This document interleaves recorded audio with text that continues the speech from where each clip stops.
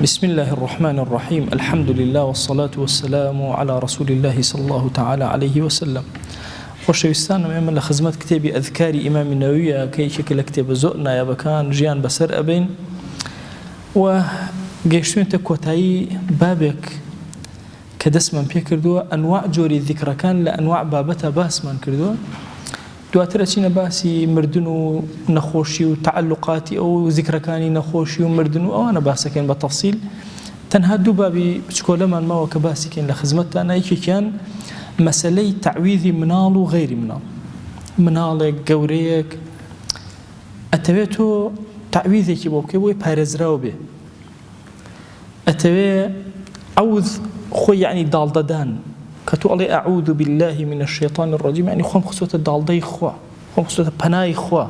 لە شەیطانی ڕەجیم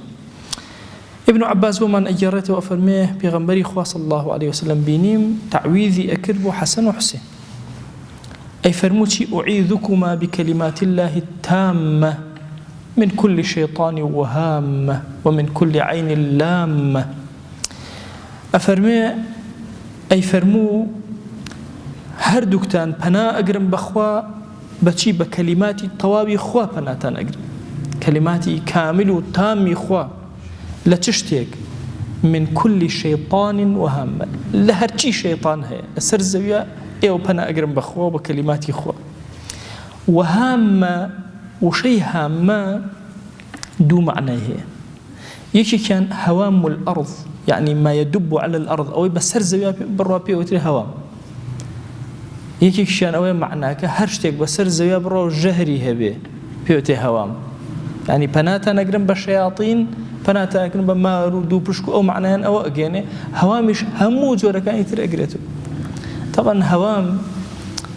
إنسان واتصور نكا بلا والله كاكا مار أبينم لي أترسم ودوب شكابين لي أترسم بخوا إنسان أو نضعيف جاي ميشو ليك هراسان تكا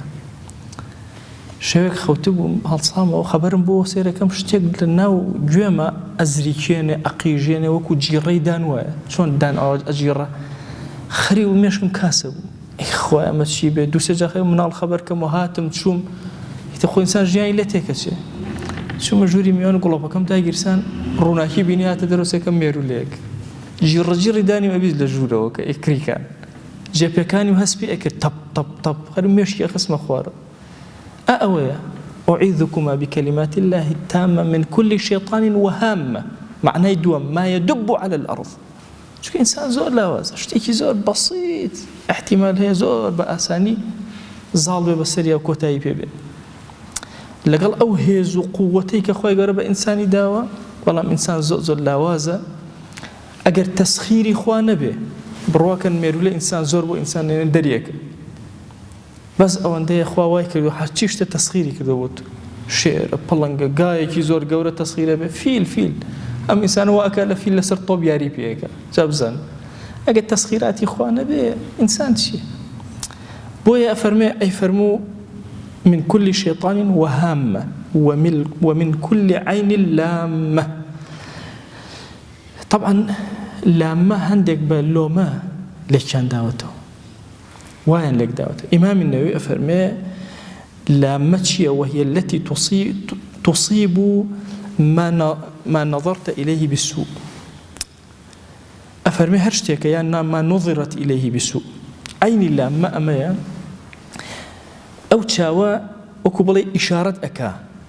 باشە طبعا هەموو چاوێک حتا ئەو کەسەش کە چاوی پیسە هەر شتێکی بینی چاوی لێ نەدا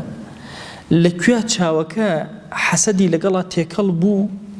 ئەو کەسە لە عیلمی تازە ئەڵێن تیشکێک لەم چاوە دەرەچێ ئەیدا لە بەرامبەرێک باشە ئەم شێوازە ترسناک بۆیە پەنای نەگر بەخوا جەلەجەلاوە لە چاو لە هەرچی چاوە نە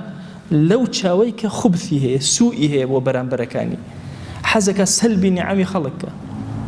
باشە نیعمەتەکان بەسەر خەڵکەوە نەیەڵێ ئەوە عینی لامەیە فەرمووی پەنا ئەگرم بەخوا بە کەلیماتی تامەی خوا لە شەیطان و هامە لە هەرچی شەیاطینە لە هەرچی ئەوەی بەسەر زەویە ئەڕوا لە هەرچی چاوێکی پیسە لە هەرچی خۆمان پێڵێن کوردی چاوی پیس لە هەرچی چاوێک کە نەظەراتی پیسی هەیە بۆچی بۆ ئینسانەکە إن أباكما كان يعوذ بها إسماعيل وإسحاق فەرمووی باوکی ئێوە یعنی ئیبراهیم عەلەیهی السەلام ئەم دوعایانەی بەسەر ئیسماعیل و ئیسحاق ئەخوێن پێغەمبەری خوا صلی الله علیه و آله وسلم ئەم دوعانەی بەسەر حەسەن و حوسێن ئەخوێن بۆی ئینسان هەر بینەبێ مناڵی خۆی مناڵی ترکە بینی ئەمان بەسەرا بخوێنێ ئوعیدوکە یا ئوعیدوکی یا أعيذه مثلا هاد دروسته تشكو أعيذكما أبو حسن وحسين يا شندان أعيذكم بكم الله منال بكلمات الله التامة من كل شيطان وهامة ومن كل عين لامة أم بابا تعويذي منال باب يشتر من كوتا باب طبعا طبي نبوي طبي زور قوري إما طبي نبوي من هي طبي أعشاب من هي زور كتيكالا كري وازان هرشي أعشابها هم إلى طبي نبوي ئەوەی پێغەمبەری خوا صلی الله علیه وسلم حتا لە گژوگیا و دار و درەخت و توتی ئەوە بۆ ئەو نەخۆشیە باشە ئەوە تەواو باشە ئەو وحیە ئەوە طبی نەبەویە یان فەرمێتی ئەم شتە بخوێنن بەسەریە تەواو ئەوە طبی نەبەویە ئەفەرمێ ئەگەر دوومەڵێک لە ئینسان هاتە دەرەوە یان زیبکە دوومەڵ و زیبکە و هەر شتێک لە لاشەی ئینسان بەرز بووە هەر گرەیەک بەرز بووە لە ئینسان حتا هەندێک فەرمویانە مەسەلەی خەرکانە و مەسەلەی بالۆکە و هەمووی ئەگرێتەوە باشە بۆیە ئیمام نەوویش فەرموویەتی چی ما يقال على الخراج والبثرة خراج دومەڵ بەثرە زیبکە ونحوهما هاوێنەی ئەو دوانەکە لە لاشەی ئینسان بەرزە بێتەوە ئەبێتە برین شێوازێک لە شێوازەکان چی بکەین ئەفەرمێ لە ڕوایەتێکە هاتووە کە هەندێک لە خێزانەکانی پێغەمبەری خوا صلی الله علیه و آله وسلم ئەڵێ خۆشەویست هاتە ژوورەوە لەسەر پەنجەی من بەثرەیەک دوومەڵێک زیبکەیەک هاتی بۆ دەرەوە فەرمووی عندێکی ذەریرەت هەیە طبعا ذەریرە لە چەند ڕوایەتێکە هاتووە حەزەکەم لێرە تەفسیلێک لەسەر ذەریرە بدەم ذەریرە خۆی ذەڕ بەشتی هاڕا و ورد ئەوترێ ذەریرە یعنی شتە هاڕا و وردەکان هەندێک جۆر حتا لە فەرمایشتێکە پێغەمبەری خوا صلی الله علیه و آله وسلم پێش ئەوەی ئیحرام ببەستێ دایکمان عایشە ئەفەرمێ بۆن خۆشم کرد بە ذەریرە هەندێک بە ذوڕەیرە خوێندویان تۆ غەڵەتە ذەریرەیە ذوریرە یعنی کاتە با بڵێن ئیسمی تەصغیر بەس غەڵەتە خۆی هەر ذەریرەی پێ ئەوتری یعنی ئەو شتەی وردەی هاڕاوانەی کە تێکەڵ ئەکرێن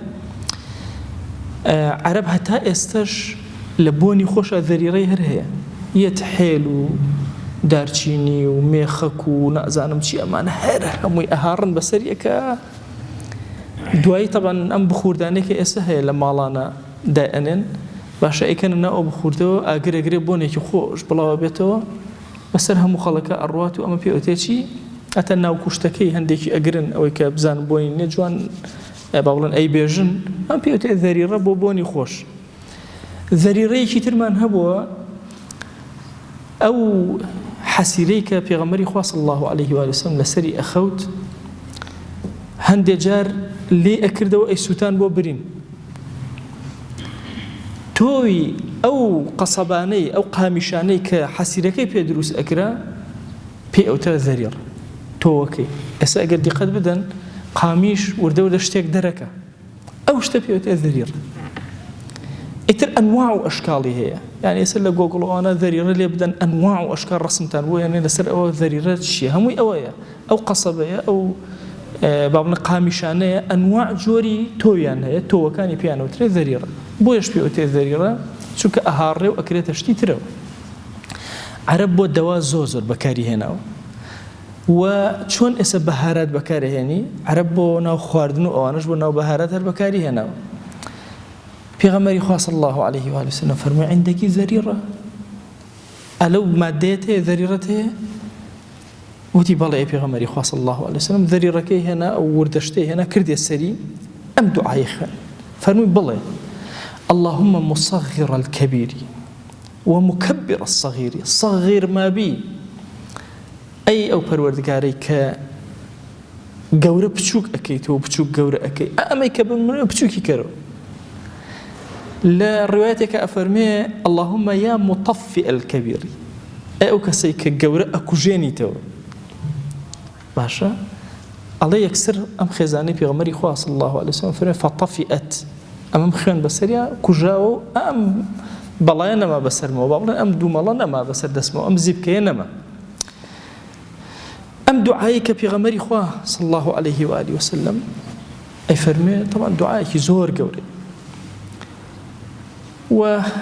ئێمە قسەیەک جارێک لە وتارێکە بۆم باس کردن کە ئایا دروستە ئێمە هاوار لە صفاتی خوا بکەین دیقەت ئەمە بدەن خوا ناوێک لە ناوەکانی مصغر نییە وەڵامی مەڵێن یا مصغر الكبير یەکێک لە ناوەکانی غیاث نییە ئەڵێن یا غیاث المستغیثین یەکێک لە ناوەکانی دلیل نییە کەچی ئەڵێن یا دلیل الحیارە ئەوە عەرزم کردن کە دوو جۆر صفات هەیە و تەفسیلاتەکە هەندێک لە صفات ناکرێ هاواری مەسەڵەن پێ بکەی هەندێک لە صفاتەکانیش ئەتوانی هەندێک لە ئەفعالی خوا ئەتوانی هاوار پێ بکەی هەندێک لە ئەفعالی خوا ناتوانی بۆ نمونە مەسەڵەن خەڵقی خوا فعلێکە لە ئەفعالی خوا ناتوانێت بڵێ یا خەلق اللهی غەڵەت دەرەچێت بۆیە دائما سیر ئەەکەی لە ڕووی معناکەوە غەڵەت دەرئەچێ یا غەڵەت دەرناچێ ئەو کاتە ئەتوانی هاواری پێ بکەی بۆیە ئەم فەرمایشتە دلیلەکە لەو دلیلانەی کە عولەمای هەنەوە لەسەر مەسەلەی هاوارکردن لە صفاتی خوا یا هاوارکردن لە ئەفعالی خوا اللهم يا مصغر الكبير ويا مكبر الصغير صغر ما بي أما بڵێ بە خێزانەکەی فەرموو ئەی پەروەردگارە ئەی ئەو کەسەی کە گەورە بچووک ئەەکەیتەوە بچووک گەورە ئەەکەی ئەم شتە بچووکە لای من مەیهێڵ یا ئەو ڕیوایەتێتە تەفێ خۆی بیکوژێنەرەوە بۆی هەندێک لە عولەما لە باسی پەڵەیە ئەڵێن ئەو ڕیوایەتەی تر بخوێنی پەڵە نامێنێ ئەڵێ یا مطفئ الكبير خوایان ئەو کەسەی کە باشە مین با بڵێن پەڵە لە دەموچاوی یا لە شوێنێکی دروست بە مطفئ ئەخوێنێتەوە خوا تەفئی ئەکا ئەیکوژێنێتەوە چۆن گوڵۆپی ئەکوژێنیتەوە پێوتێ تەفئ باشە بالضبط ئەوە ئەیکوژێنێتەوە بەمە کۆتایی بەم بابە هات بەم کتابە هات ئەچینە سەر کتابی دوای ئەو لە دەرسەکانی داهاتوە ئینشاءالله خۆی لێت ئەپاڕێن لێت ئەلاڵینەوە دەرگاکانی خێر بەسەرمان ئەبکەرەوە ئەم کەلیماتانەمان لێ قبول کە ئەم فەرمایشتانەی پێغەمبەری خوا صلی الله عليه وسلم بیکەرە نوری دڵمان نوری ماڵمان نوری ژیانمان نوری ناوگۆڕمان نوری ئاخرەت و بیکەرە شەفاعەتکارمان یا ئیلاهی داوات لێ ئەکەین بە خۆشەویستی ئەم فەرمایشتانەی پێغەمبەری خوا صلی الله عليه وسلم بەر شەفاعەتی ئەو خۆشەویستەمان بدە و بە نیگای جوانی ئەو شادمان کە ئامین ئامین والحەمدولله رب العالمین